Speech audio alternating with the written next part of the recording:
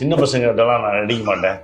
பாலு நீ வந்து டைரக்டா நடிக்கிறேன் அப்படின்ட்டாரு. இன்னும் சீரியல் பண்ணும்போது வாலி சார் அதுல ஒரு 10 நாள் நடிக்கிறதா. Super sir. 4 நாளுக்கு அப்புறம் திடீர்னு கேபி சார் உடம்பு சரியில்லாம போச்சு. உடம்பு சரியில்லாம போனா டைரக்டர் என்ன சொன்னாரு, நான் வாலி சார்ட்ட பேசிட்டேன், நான் வந்து ஹாஸ்பிட்டல் போயிட்டு 11 மணிக்கு வந்துடுறேன், நீ அது வரைக்கும் அப்படியாவது மேனேஜ் பண்ணு, அது சிங்கம் வந்துருச்சுன்னா எல்லாத்தையும் தூக்கி போட்டு போயிடும் அப்படின்னாரு. இல்லை சார் நான் பாத்துக்கிறேன் சார் சொல்லிட்டு போனேன். போன உடனே வாலி சார் எப்பவுமே வாலி சார் வந்து வெத்தலை பாக்கு போகணும்னு ரொம்ப ஆசைப்படுவார். நான் போன உடனே சார் நீங்கள் வெத்தலை பாக்கு போடுங்க சார், டைம் இருக்கு சார். நான் அப்படியே பார்த்தாரு. போய் அவர் வெத்தலை பாக்கு போட்டாரு. அப்புறம் ஒரு 5 நிமிஷம் 10 நிமிஷம் வெத்தலை பாக்கு போட்ட பிறகு வந்து நான் ஒரு சீன் எடுத்துட்டேன். அப்படியே ஏன்னா அவருக்கு நடித்த மாதிரியே தெரியாம ஒரு மேஜிக். அது சீன் முடிஞ்சிச்சு. சீன் முடிஞ்சோடனே சார் நீங்கள் போய் வெத்தலை பாக்கு போடுங்க சார் அப்படின்னு.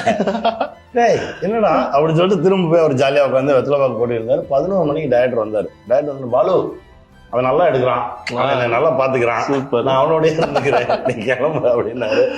அதுக்கப்புறம் ஒரு 10 நாள் 12 நாள் ஒர்க் பண்ணோம். பேரன்பு பயங்கரமான ஒரு தொடர்பு இருக்குல்ல இந்த 2 புகைப்படத்துக்கும். என் அப்பா தான் என்னை வந்து செதுக்கியவர். இல்லை நிறைய நல்ல விஷயங்களை கொடுத்து என்னை வந்து இப்போ நான் இந்த இடத்துல நிற்கிறேன் அப்படின்னா எங்கள் டைரக்டர் தான்.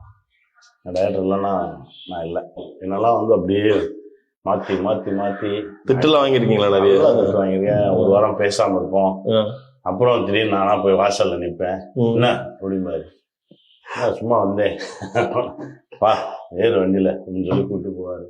பேரன்பு அது வந்து சாதாரண அன்பெல்லாம் எங்களுக்கு பேரன்பு. இல்லை நீங்க எப்படி அப்பா கிட்ட இருந்து நிறைய இந்த ஒழுக்கமான விஷயங்களை கத்துக்கிட்டீங்களோ, கேபி சாரோட வீட்டை போய் நாங்க பார்த்தோம். இப்போ ஒரு ஃபுல்லா எடுக்கும் போது அவங்க மகள் சொன்னாங்க, அப்பாவோட செருப்பு முதற்கொண்டு அவர் தான் கிளீன் பண்ணுவாரு, அவ்வளவு சுத்தமா வச்சுப்பாரு. அந்த ஒரு ஓசிடின்லாம் இப்பதான் பேர் சொல்றாங்க. எடுத்த பொருள் எடுத்த இடத்துல இருக்கணும், பெர்ஃபெக்டா நீட்டா போட்டோஸ் முதற்கொண்டு வச்சுக்கிறாங்க. எல்லாத்துக்கும் ஒரு பேர் வச்சுக்கிறாங்க. ரொம்ப அந்த ரூட்டுக்கே போக வேணாம், விடுங்க நம்ம எதுக்கு போவோம்.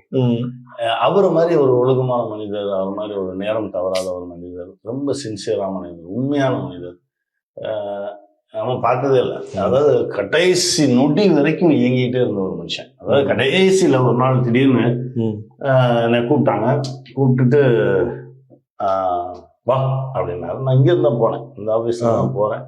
போனால் என் கையில் ஒரு 2 ஃபைல் கொடுத்தாரு. பார்ட் 1 பார்ட் 2 இன்ட்ரோல் வரைக்கும் இது, இன்ட்ரோலுக்கு அப்புறம் இது அப்படின்னு சொல்லி 2 ஃபைல் கொடுத்து படி அப்படின்னாரு. சரி அங்கேருந்து திரும்பி நான் இங்கே வரதுக்குள்ளே படிச்சுட்டேன். படிச்சுட்டு திரும்பி போகிறேன். திரும்பி போய் சூப்பராக இருக்கு, உடனே ஆரம்பிச்சிடும் அப்படின்னு. அப்போதான் சொன்னாரு, ஒருவேளை நான் எடுக்கலான்னா நீ எடுத்துரு அப்படின்னாரு. சார் நம்ம சேர்ந்து எடுப்போம் சார், நீங்கள் எடுங்க, நான் பின்னாடி நிற்கிறேன், எப்பவும் போல உங்களுக்கு துணையா நான் நிற்பேன் அப்படின்னு ஆரம்பித்தோம். அது நடக்கலை. ரொம்ப பெரிய வழி. அது என்ன தெரிஞ்சுக்கலாமா? எதை பற்றின படம்? அழகான கதை. இது லவ் ஸ்டோரியா? அழகான கதை. இதில் காதல் இருக்கும், குழந்தைகள் சம்பந்தமான விஷயம், அழகான குடும்பம், பயங்கர எமோஷனலான. என்ன தலைப்பு தெரிஞ்சுக்கலாமா? கடவுளை காண்போம் வா. அதான் சொன்னார் அவர். சார் முதல்ல வச்ச டைட்டில் வந்து தி எண்டு. அதான் சார் ட்ராமாவுக்கு முதல்ல வச்சது. அப்போதான் எல்லாரும் கேட்டிருக்காங்க, என்னையா முதல் டைட்டிலே தி எண்டுன்னு வைக்கிறீங்க அப்படின்னு. படத்துக்கு வச்சது உங்களுக்கு தெரிஞ்சது நீர் குமிழி. அதற்கு பிறகு கடைசியா வச்ச டைட்டில் வந்து கடவுள் காண்போம் வா அப்படின்னு வச்ச டைட்டில். இல்லைன்னு நான் எப்பவுமே நினைக்கிறது இல்லை.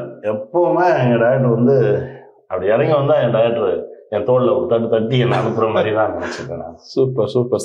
அவர் ரொம்ப பெருமைப்பட்டது எது உங்களுடைய படத்துல போய் இப்போ டைரக்ஷனோ இல்லை ஆக்டிங்கோப்பா சூப்பராக நீ பின்னிட்டடா அவர் சைட்ல சொல்லியிருப்பார்ல. நாடோடிகள் பார்த்தாங்க. நாடோடிகள் பார்த்துட்டு என் கையை அப்படியே பிடிச்சி அமைக்கிட்டே இருந்தாங்க. அப்புறம் எனக்கு சீட்ல ஏறி ஓன்னு கத்தணும் போல இருக்கா அப்படின்னாங்க.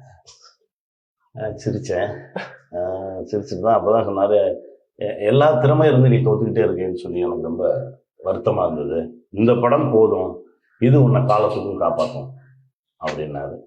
அதுதான் இப்போ நடந்துட்டு இருக்கு. ஏன்னா நாடோடிகளை வெல்வதுதான் என்னுடைய மிகப்பெரிய இலக்கா இருக்கு. நாடோடிகளை வெல்லவே முடியல.